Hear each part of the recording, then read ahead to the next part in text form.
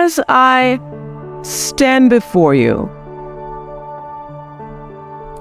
I see the reflection of myself in your eyes. I feel in the rhythm of your heartbeat my own. I feel your desire. I feel your yearning to do well and be well in the world. I congratulate and celebrate you. I'm so happy that we had a chance to spend 2.5 hours together yesterday, because my heart was so filled with what I do know for sure about being successful in life and what it takes, that I knew I wouldn't be able to get it all in a commencement speech. So I've tried to condense into just 3 items. Aren't you glad it's 3 and not 10? What I feel really matters and that I want to share with you. I did a lot of thinking and praying about you all, because you are me.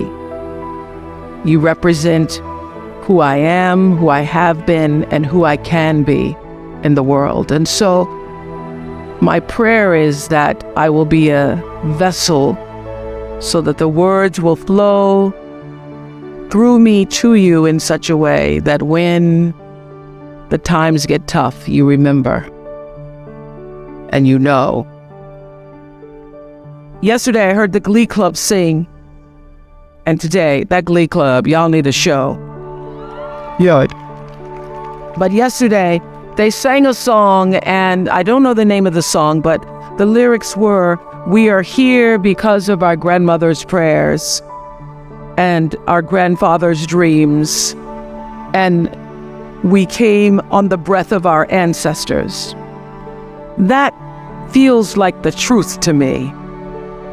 That song resonates in my spirit because I know that to be true for myself, that I stand where I stand because somebody prayed for me and dreamed for me, and I come trailing the breath of the ancestors.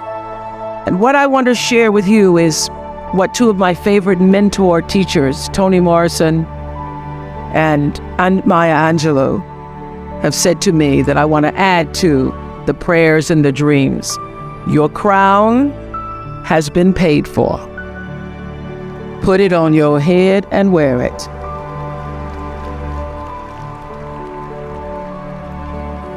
You're going to walk out of here with a crown today that has been paid for, not just by you and your 4 years, but paid for by the blood from the lynchings, the tears and the sweat, from the toil and the trials and the sorrows, from the burdens and the weariness, paid for by the sit-ins and by the setbacks, and paid for by those who, in the words of Sterling Brown, strong men kept coming on, stronger, strong men getting stronger. Paid for, in the words of Langston Hughes, by those who knew that life wasn't going to be no crystal stair. It was going to have tacks in it and places on the floor bare, and all the time they would keep climbing on and reaching landings and going in the dark where there wasn't no light, because even though they hadn't experienced it or tasted freedom, they knew they were planting seeds of the free that would bear the fruit that is now you.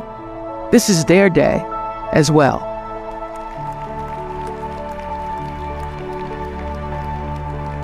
And so today, you get to fulfill the dream of the great-great-grandmothers who said, I may not get there, but my great-great-granddaughter may one day walk across a stage called Spelman. As a liberated woman, as a liberated, educated woman, today's your day. Never forget that you did not do this by yourself. You come here today trailing the breath of the ancestors and the breath of the angels. As I spoke yesterday, I was so pleased to know that you Spellman women are in the spirit. And the 3 things that I want to leave with you, just these 3, I could do 10, I could do a whole life class, but just these 3 things will carry you if you let them. First and foremost, knowing who you are. Knowing who you are. Being able to answer this question, who am I? And what do I want? You know, many times when I go out of the country, I am baffled by that question. To explain, what is your occupation? I've stood there for 10 minutes. Well, am I a talk show host? Well, I'm more than a talk show host. Am I a businesswoman? I'm a businesswoman. I'm more than a businesswoman. Am I an entrepreneur? I'm more than an entrepreneur. So I just leave it blank or self-employed. So I'm not asking for the roles that you play as daughters. I'm not asking that question. What are the roles that you play as a daughter, as a friend, as a sister? You're going to be a lawyer, you're going to teach, you're going to be a pharmacist. I'm asking the bigger question of who am I? Who am I really? My answer is I am God's child. I am that which is born of all that is. I am, as Pierre de Chardin said, a spiritual being having a human experience. Come trailing the breath of the ancestors yet, but trailing the breath of the angels. And understanding that because I am connected to the source of all that is possible for me. That's who I am. And what do I want? I don't want to just be successful in the world. I don't want to just make a mark or have a legacy.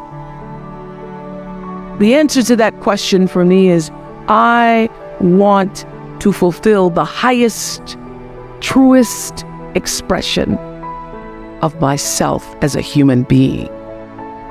I want to fulfill the promise that the Creator dreamed when He dreamed the cells that made up me.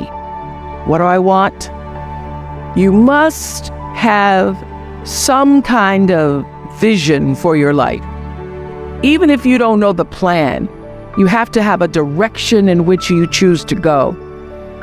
I never was the kind of woman who liked to get in a car and just go for a ride. I had a boyfriend who would say, let's just go for a ride. I want to know, where are we going? Do we have a destination? Is there a plan, or are we just ride? What I've learned is that's a great metaphor for life.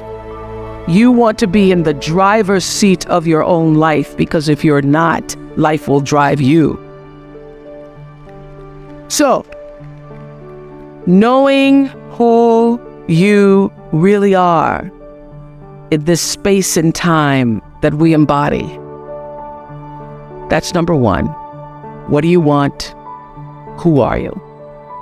Number 2, you must find a way to serve. Martin Luther King said that not everybody can be famous, but everybody can be great, because greatness is determined by service. Now, we live in a world where everybody wants to be famous, and where we admire people for just being famous. We think being known brings us value. The truth is, all of that will fade in time. In 3 years, you won't be able to name the housewives a banana. The real truth is that service and significance, service and the significance that you bring to your service is that which is lasting. So to be able to, whatever your occupation or job or talent or gift is, our honorees today, getting doctorate degrees, to apparently opposite fields, HIV and AIDS and the spoken word. But what they have in common is service, using the spoken word in service to community and the world, using your knowledge and information about HIV and AIDS and medicine in service to the world. And if you look at all the most successful people in the world, whether they know it or not, they have that paradigm of service. Everybody's talking about Mark Zuckerberg and IPO. Service. Jay-Z, rapid. Service.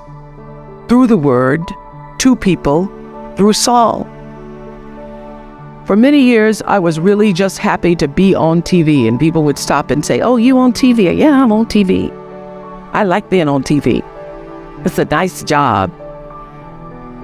And it was about the time that I received my honorary doctorate from Spelman around 1993. So I don't know if that had something to do with it. I thought of myself as Dr. Winfrey.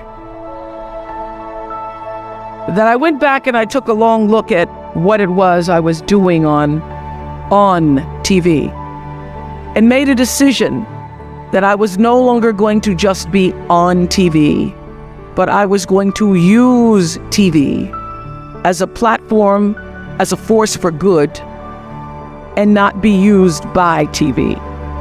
And I will tell you,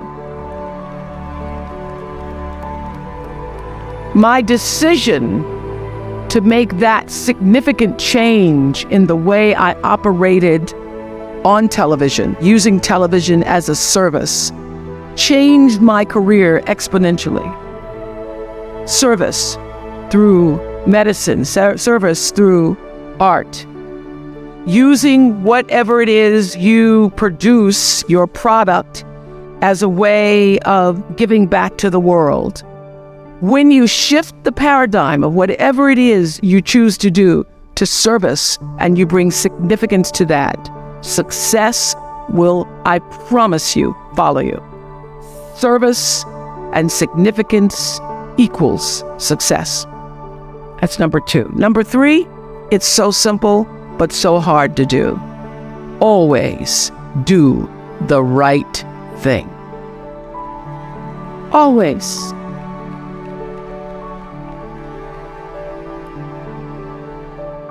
Be excellent.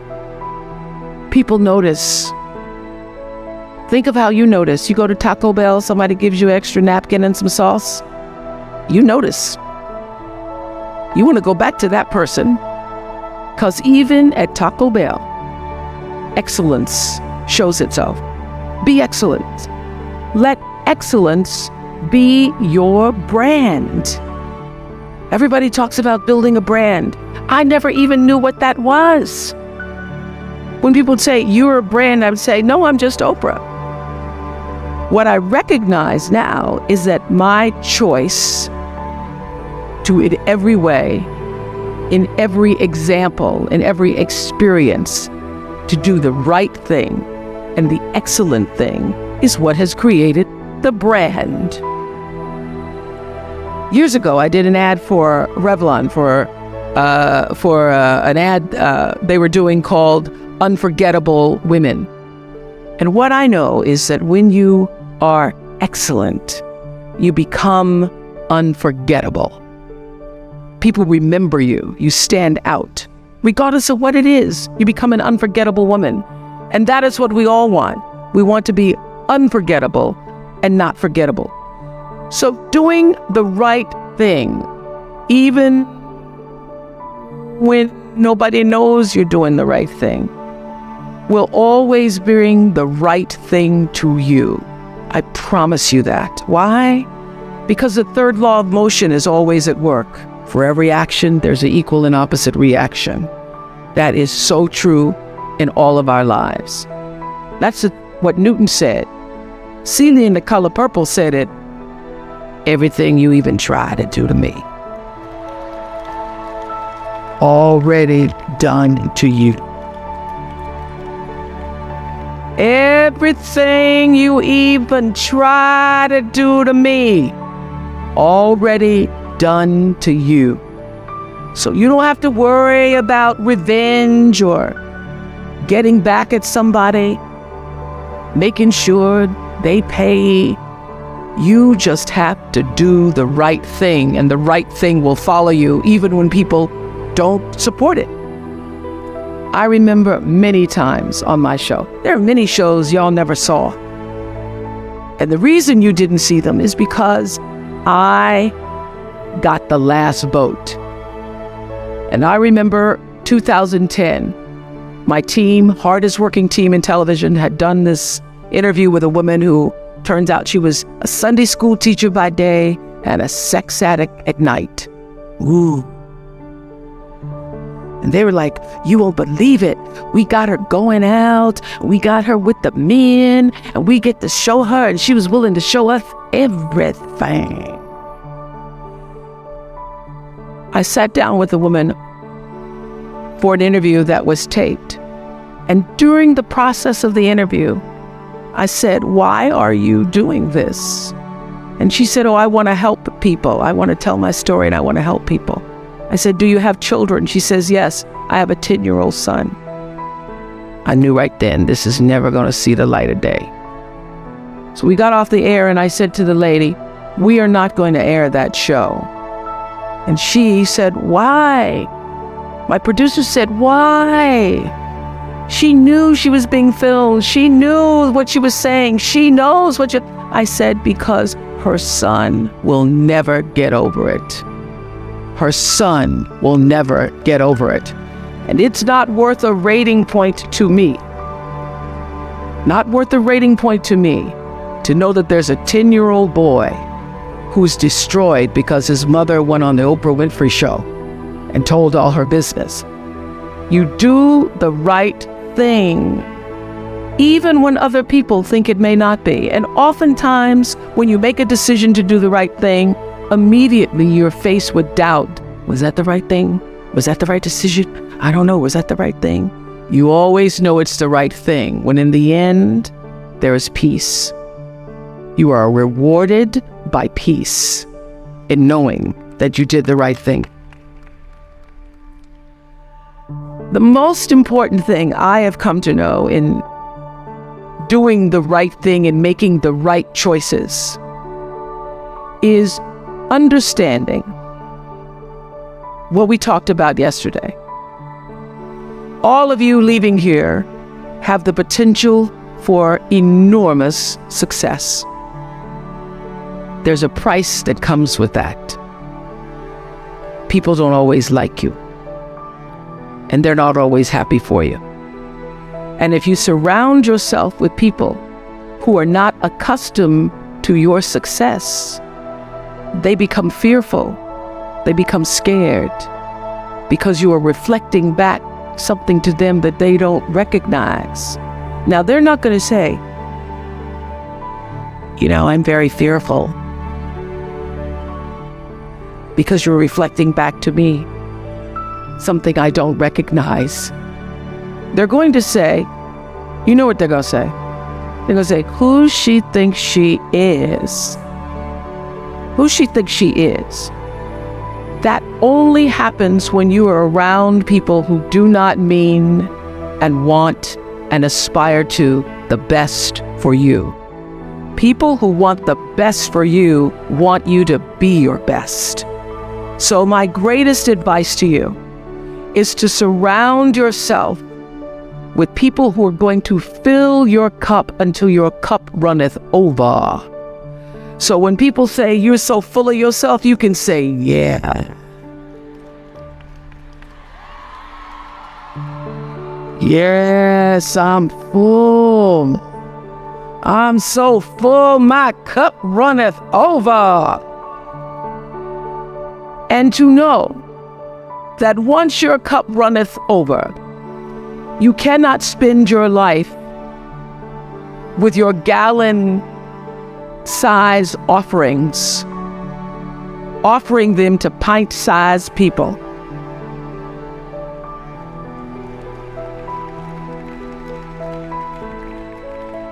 You've got to surround yourself with gallon-sized people who can hang in the same company with you so that you're not offering your gallons to those little pites out there who can't hold it anyway.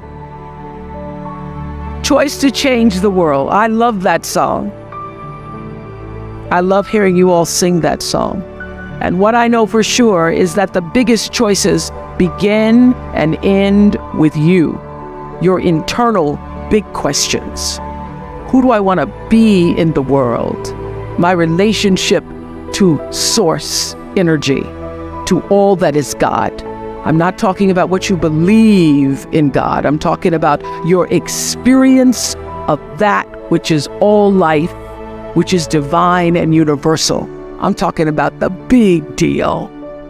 Being connected and aligned with that. When you are tuned in and charged into that, whenever you feel empty, you go inside yourself and you connect to the source, and you know that all things are possible.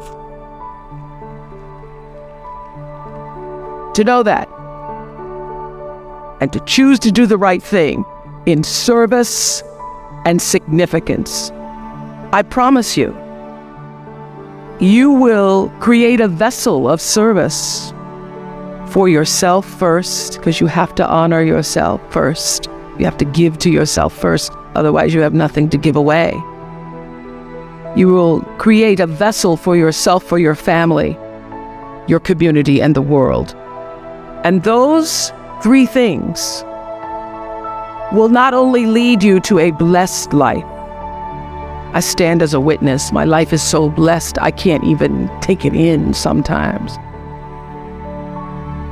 It will lead you not just to a gifted life and a rewarding life that fills you up, but a sweet life. That's what you want. You want the sweetness. You want it to be so sweet, so that even when the storms come, and they will, you'll know, this too shall pass. This too shall pass. The storm is passing over, and you shall not be moved, because you know who you are.